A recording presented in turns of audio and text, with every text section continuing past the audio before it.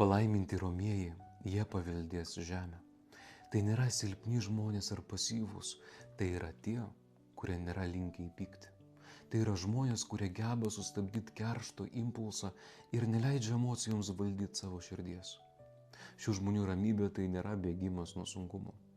Tai yra gebėjimas išlikti tvirtiems įtampos ir konflikto akimirkomis. Romieji, kitaip sakant, yra švelnus kitų atžvilgių, tai laikysena, kuri visada veda į gėrį. Šis švelnumas nėra vien charakterio bruožas ar temperamentas, tai gerumo ir artimo meilės forma. Jinai pasireiškia kalbėjimo tonu, reakcijomis, vertinimais, pasireiškia kantrumu kito silpnumu ir netobulumui. Tai yra pasirengimas atleisti ir jautrumas kitam žmogui, koks jisai bebūtų. Tai yra meilė, kuri nežeidžia net tada, kai turi galią žeisti. Toks švelnumas nuginkluoja pyktį, nes neatsako impulsų į impulsą ir nepila alyvos į ugnį. Tai yra ramybė, sustabdanti agresijos ir įtampos spiralę.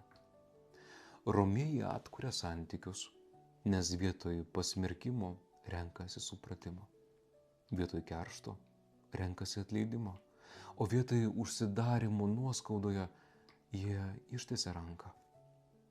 Romieji sukuria erdvę, kurioje kitas gali kvėpuoti laisvai, nes suteikia saugumo jausmą. Nereikia gintis, apsimintinėti ar kovoti, bet galima stovėti tiesoje, būti išklausytam ir priimtam tokiam, koks tu esi. Todėl Jėzus sako, kad romieji paveldės žemę. Čia kalbama ne apie valdymą jėgą, bet apie paveldą, kilantį iš pasitikėjimo Dievu. Ramus žmogus jau dabar gyvena širdies laisvai ir tampa Dievo karalystės ženklu. Karalystės, kurie ateina netriukšmingai, karalystės, kurie ateina tyliai ir perkeičia pasaulį iš vidaus. Žvelgdamas į šį palaiminimą, sustok akimirkai, o gal ir ilgiau, ir nuoširdžiai savęs paklausk, čia bus sunku. Ar tavo reakcijos kūrė santykius ir leidžia kitam žmogui kvėpuoti laisvai? Ar vis dėlto kursto kerštą, nuoskaudas ir vidinę įtampą kūrė? Palaimintos dienos ir gero apmąstymo.